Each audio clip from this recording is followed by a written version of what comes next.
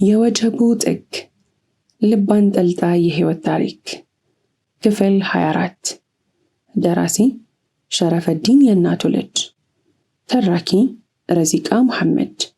ለቻናላችን አዲስ ከሆናችሁ ላይክ፣ ሼር፣ ሰብስክራይብ በማድረግ ቤተሰቦቻችን እንድትሆኑ በአክብሮት እንጋብዛለን። ይኸውልህ አለምነህ፣ የምናከብርህ ትጉህና ጎበዝ የሥራ ሰው ነህ። ድርጅታችን አንተ ከመጣ በኋላ ከፍ ብሏል። ግን ደግሞ ደንብና መመሪያ አለን። ያሉብህ ነገሮች ፈተህ በፍጥነት አስተካክላለህ ብለን ጠብቀን አልሆነም። በዛው ቀጠልክበት። በሳምንት ቢሮ የማትገባባቸው ቀናቶች በዝተዋል። ስራ አስኪያጁ ከፋይል ውስጥ ወረቀት ነጥሎ አውጥቶ አቀበለው። አለምነህ ወረቀቱ ላይ ተደፋ። ፊቱ ገረጣ። ከናፍሮቹ ኮሾሮ ሆኑበት። ካቀረቀረበት ቀና ብሎ ኃላፊውን ተመለከተው። በጣም አዝናለሁ አለው ስራ አስኪያጁ መሳቢያውን እየከፈተ። በአንዲት ነጠላ ወረቀት ብቻ ጠዋት ማታ ሲደክምለት የነበረውን ስራውን አጣ። በዚች ብጫቂ ወረቀት እንቅልፉን ከሰዋለት ስራው አሰናበቱት። ሰዎች ዛሬ ያመሰግኑሃል፣ ዛሬን ያሞግሱሃል። ግን ዛሬን ብቻ ነው። ነገ እንዲህ አይቀጥልም። ህይወት ጠልፋ የጣለችህ ቀን የሳቁልህ ፊቶች ይዞሩብሃል። ያጨበጨቡልህ እጆቻቸው ይለግምባቸዋል። ችግርህን የሚረዳህ የለም። ከገባህበት አረንቋ ለመውጣት እየዳከርክ ሳለ ይበለው በለው መንገዱን ይበልጥ አቀበት ያደርጉብሃል። ስትስቅ ዓለም አብራህ ትስቃለች። ስታዝን ግን ዓለም አብራህ አታዝንም። ስታለቅስ ዓለም አብራህ አታነባም። ስለዚህ ብቻህን ማልቀሱን ልመደው። ይሄ በደንባችን መሰረት ለማንኛውም ሰራተኛ የምንከፍለው የሞራል ካሳ ነው። በፖስታ የታሸገ ገንዘብ ከመሳቢያ አውጥቶ ወደፊቱ ገፋ አደረገለት። አለምነህ ከጠረጴዛው ላይ ፖስታውን አንስቶ ሳምሶናይት ውስጥ ከተተ። ከዛ በኋላም ምንም ሳይተነፍስ ወደ በሩ አመራ። የግል ንብረቶቹን እንኳ ከቢሮ ይዤ ልውጣ ሳይል እግሩን እየጎተተ ድርጅቱን እስከ መጨረሻው ተሰናበተው። አለምነህ ስራውን በጣም ይወደዋል። የሚሰራው በኃላፊዎቹ የሙገሳ ቃላቶች ለመንበሽበሽ፣ በጭብጨባ ነፍሱን ለመሳት ወይም የሥራ እድገትን አግኝቶ የበታቾቹን ቁልቁል ለማየት አይደለም። የሚሰራው ሙያውን ስለሚወደው ነው። ስራው የበኩር ልጁ ነው። ህይወት ጨብጥኳት ብሎ ሲያስብ የምታመልጠው፣ አጠበቅኳት ሲል የምትላላበት አታካች ሆናበታለች። ነገሮች ተስተካከሉልኝ ብሎ ሳይጨርስ በሌላ መንገድ ፍዳውን ታበለዋለች። ማለቂያ የሌለው የህይወት አዙሪት ውስጥ ነው። ለመውጣት ሲሞክር መልሳ እሽክርክሮቿ ውስጥ ጎትታ ትጨምረዋለች። ዛሬ ደግሞ አንድዬ ልጁን ነጥቀዋለች። አሁን ስራ የሌለኝ ሰው ሆኛለሁ። እንዴት ነው እናትን የምንከባከባት? እንዴት ነው የምትፈልገውን የማሟላላት? ራሷን አቆርቁዛ እዚህ ያደረሰችኝ ሳክስቴን እንዴት ልረዳት ነው? ከራሱ ጋር እያወራ ረጅሙን መንገድ በእግሩ አገባዶት መኖሪያ ቤቱ ደረሰ። የዛለበትን እጁን አንቀስቅሶ የግቢውን በር አንኳኳ። እርግቡ በፍጥነት በሩን ከፈተችለት። ከወትሮ በተለየ ሁኔታ እየተፍለቀለቀች ነው። በስሱ የተጠቀመቻቸው ሜካፖች ውበቷን አለቅጥ አግነውታል። እርግቡን ሲመለከታት ነፍሱ የምትንሳፈፍበት አለምነህ ዛሬ ምንም አልታየውም። አካሉ እዚህ ነው፣ ነፍሱ ግን ብዙ ቦታ ተከፋፍላ በየአቅጣጫው ነጉዳለች። ይሄ ሁሉ ለሱ እንደሆነ አላስተዋለም። የሚያየው ውብ ገለዋ ከቁብም አልቆጠረም። በሐሳብ እንደደነዘዘ እንደማይተዋወቁ ሁሉ በር ላይ ተገትሮ ሲገባ ፈገግታዋ ክስም አለ። የተፈለቀቁ ጥርሶቿ መልሰው ተከደኑ። የግቢውን በር ዘግታ ቀድሞ ከፊቱ ቆመች። ትክ ብላ አየችው። በዓይኖቹ ሰርስራ ገብታ ግዛቷ ጋር ደረሰች። ርስቷ የሆነው ልቡን አነበበችው። በጸጥታ አዳመጠችው። ምንድን ነው እንኮ ንገረኝ አለሚ፣ እንዳትደብቀኝ አለችው። ምንም አይደለም አታስቢ፣ ሁሉንም ነገር አስተካክለዋለሁ። ባለቤትህን አትሽሻት፣ ሚስትህ ነኝ። ሁሉንም ነገር የማወቅ መብት አለኝ አይደል አለሚ? ባለቤቴ ምንም ነገር እንዲደብቀኝ አልፈልግም አለችው እንዲነግራት በዓይኖቿ እየተማጸነችው። እናት ይቅርታ፣ ከስራ ተባረርኩ አላት በረጅሙ እየተነፈሰ። ቀረህባቸው፣ ሌላ ስራ ታገኛለህ። ምንም አያሳስብም። አንተን ሙሉ መስሪያ ቤቶች እመንኝ ይፈልጉሃል አለችው ፈገግ ብላ። ግን ስራ ማግኘቱ ጊዜ ቢወስድስ? በዛ ላይ እኛን ለማሰቃየት ዘካርያስ ሊሆን ይችላል ይህንን ያደረገው እያልኩ እያሰብኩ ነው። ስንስቅ እኮ ደስ አይለውም። እንደ ልጃቸው የሚያዩኝ አለቃዬ ያለሁበትን ሁኔታ እያዩ እንኳ እንዴት ሊቀየሩብኝ እንደቻሉ አልገባኝም። ስራዬን እኮ ወደዋለሁ። አንድም ቀን ፈልጌው ለግሜ አላውቅም። ዘካርያስ ከሆነ ይህንን ያደረገው ሌላ ቦታም እንደማይቀጥሩኝ ማድረግ ለሱ ቀላል ነው። ከዛስ ምንድን ነው የሚሆነው? አላት ትክዝ እያለ። አውቃለሁ፣ በእኔ ምክንያት ነው ይሄ ሁሉ የሆነው። አዝናለሁ እሺ አለችው ጭንቅላቷን እየደፋች። ሁለተኛ እንደዚህ ስትይ እንዳልሰማሽ። ይህን ህይወት ደስ እያለን የጀመርነው፣ አሁንም አብረን ስለሆነን ደስተኞች ነን። ነጋችንንም ደስ እያለን የምናሳልፈው አላት ካቀረቀረችበት አገጯን ይዞ ቀና እያደረጋት። ዘላለም አፈቅርሃለሁ አልልህም። ዘላለምን ልንኖር እንችላለን፣ ግን አንተ ክንድ ላይ ሆኜ ነፍሴ እንድትሾልክሻለሁ። የመጨረሻ እይታዬ አንተ እንድትሆን የምፈልገው። የመጨረሻ ቃሌ ዓለሜ እንዲሆን እመኛለሁ። መጨረሻዬ ላይ መስማት የምፈልገው አንተን ድምፅ ነው። ከፊቱ ላይ የጠፋውን ፈገግታ መለሰችለት። የጨለመው ፊቱ በብርሃን ተተካ። ለቅሶና ሳቁ ተደበላለቁበት። ደስ የሚል ስሜት ተሰማው። አንቺ ጥሩ ሚስቴ ነሽ፣ አፈቅርሻለሁ። እኔም አፈቅርሃለሁ አለችው። ጥቂት ደቂቃዎችን ሳይላቀቁ አሳለፉ። ደግሞ በቀኑ የሌሊት ልብስ ለብሰሻል። መሸብሽ እንዴ እመቤቴ አላት እየሳቀ። አሁን የታየህ? ታናዳለህ። አንተን ለመማረክ ነበር ስሽሞነሞኑ ያልኩት አለች። እኔን ለመማረክ እኮ ምንም ማድረግ የለብሽም። ውበትሽ እንኳን እኔም ቀድሜ በፍቅርሽ የነደድኩትና ለመጀመሪያ ጊዜ ያዩሽም ይፍረከረኩበታል።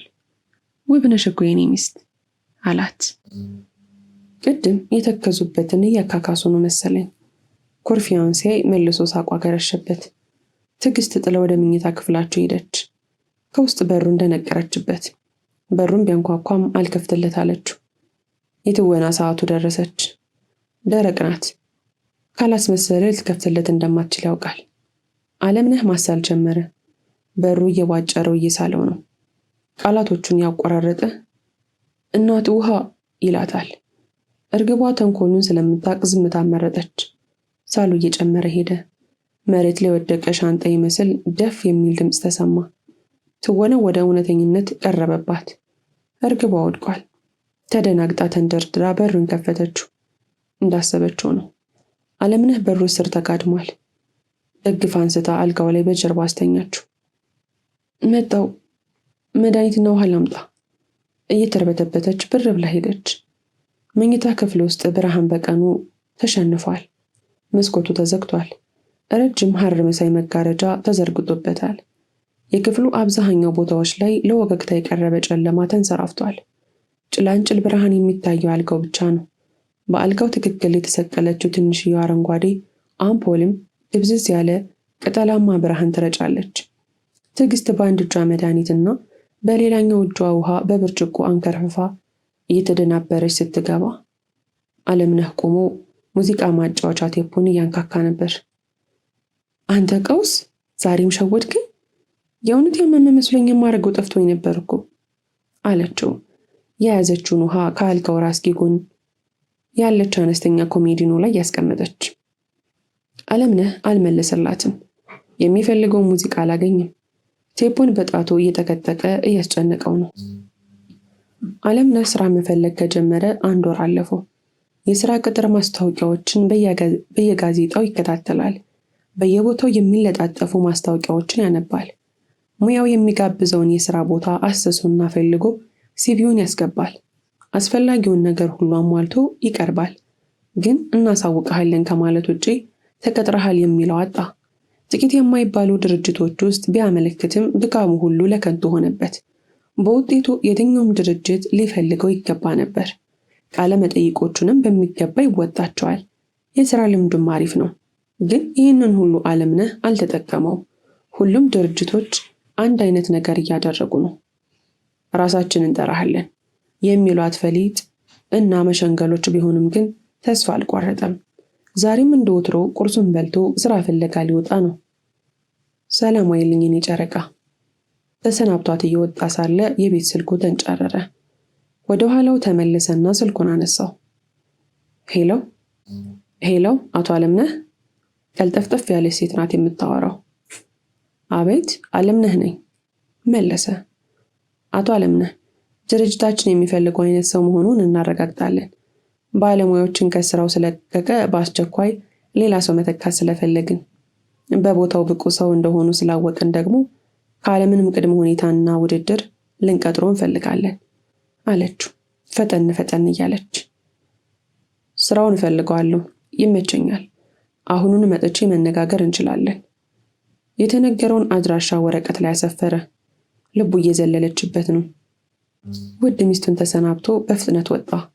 በአድራሻው ድርጅቱን አገኘው። ብዙ ካሬ ሜትር ላይ የተንጣለለ ሰማይ ጠቀስ ህንፃ ነው። በጣም ትልቅ ድርጅት መሆን አለበት። ማመልከቻ እንኳን እዚህ አላስገባውም። እንዴት ሊጠሩኝ ቻሉ?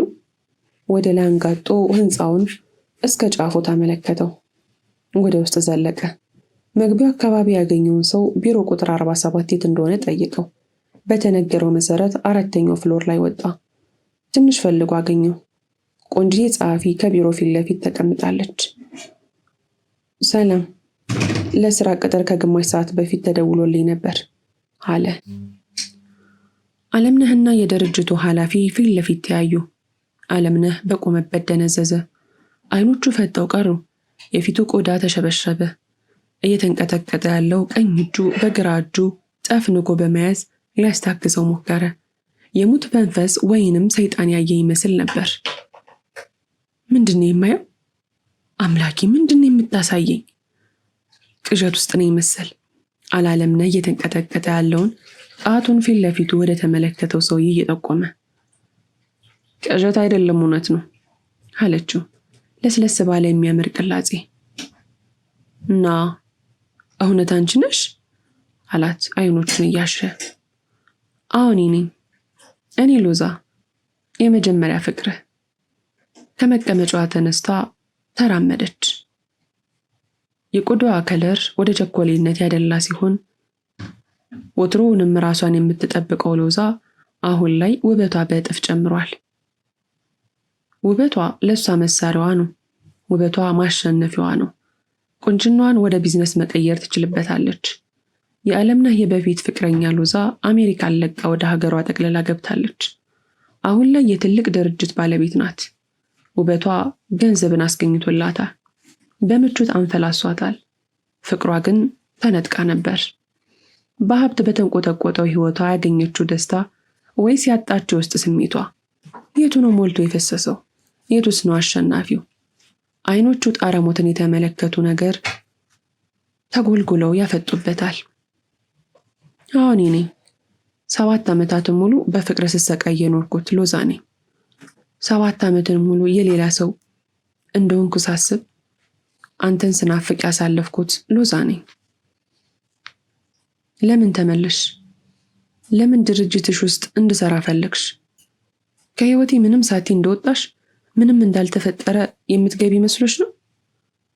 ሎዛ፣ የኔ ፍቅር እኮ ላንቺ በቂ አልነበረም። ንጹህ ፍቅሬን ቁስ አሸነፈው። ቁስ ተከትለሽ በድንገት ጥለሽኝ ሄድሽ። ያኔ ምንም አላልኩሽም ነበር።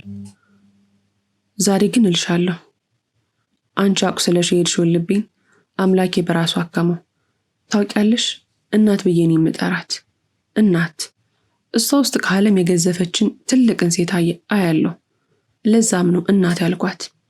በጣም አፈቅራታለሁ፣ አግብቻታለሁ። ገባሽ? ለተንኮል እንደጠራሽኝ አውቃለሁ። ስራሽን አልፈልገውም። እንዲች ብለሽ ህይወቴ ውስጥ ለመግባት እንዳትሞክሪ። አለምነህ እየተንዘፈዘፈ በሩን ከፍቶ ሊወጣ ሲል ኮሌታውን ጨምድዳ አሰረችው። ትሰማኛለህ? የመጣሁት ሀገሬ ላይ ልሰራ፣ ሀገሬን ላሳድግ ነው። ስለአንተ ደግሞ መናገር አይጠበቅብህም። ሁሉንም አውቃለሁ። እንዳሰብከው ሌላ ፍላጎት የለኝም። ልረዳህ እየሞከርኩ ብቻ ነው። መጃጃሉን ትተህ ስራውን ተቀበለኝ አለችው። የማንሾካሾክ ያክል ወደ ጆሮ ተጠግታ። ባለቤትህን በረሃብ ልትገላት ነው? ለእሷ እንዲሁ ነው የምታስብላት? በቃ አለችው አንገቷን እያሰገገች። ከዚህ ሁሉ ዓመታት በኋላ አልተለወጥሽም። አዘንኩልሽ። እርምጃውን ገቶ ገልመጥ ብሎ ተመለከታትና ወደፊት መራመዱን ቀጠለ። አለምነህ ይህችው ሎዛ እንደሆነች ከስራው እንዲሰናበት ያደረገችው ገብቶታል። ሌሎች ድርጅቶች ለምን እንዳልቀጠሩት ጥያቄው ተመልሶለታል። ስራ ማግኘት አይችልም። ከሎዛ ጎንም መስራት አይፈልግም። ከረጅም ጊዜ በፊት ጥላው የሄደችው ፍቅረኛውን በማየቱ ድምጿን በመስማቱ መጥፎ ስሜት እየተሰማው ነው።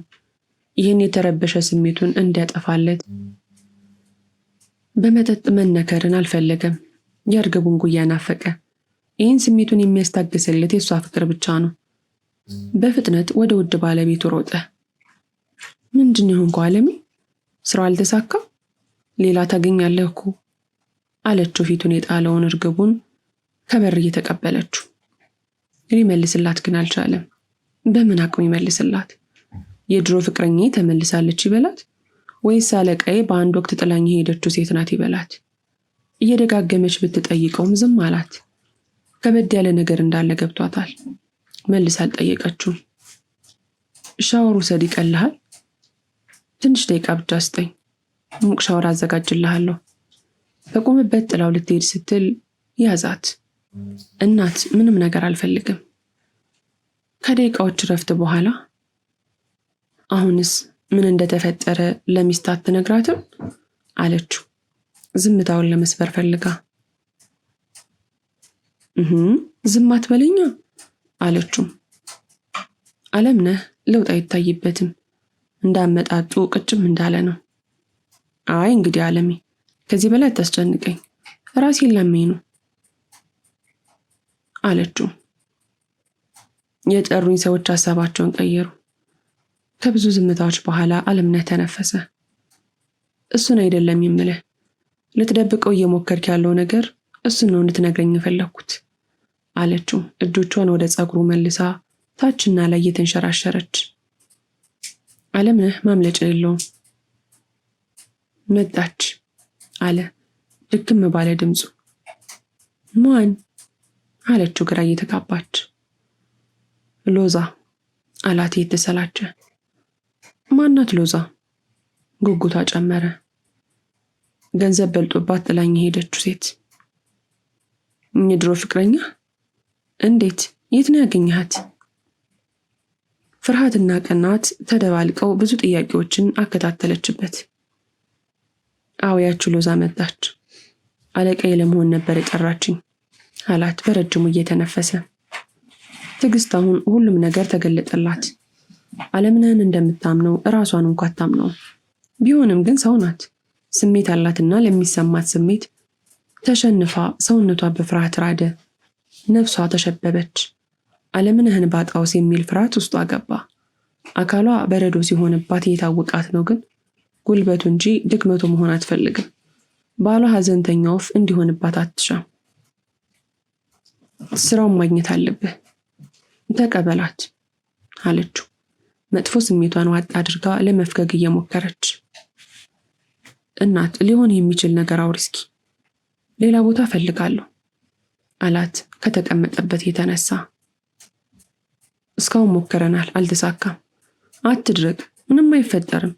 ስራውን አገኝ። ይህ እድል ሊያመልጥ አይገባም። ከተቀመጠችበት ተነስታ ተንጎራደደች።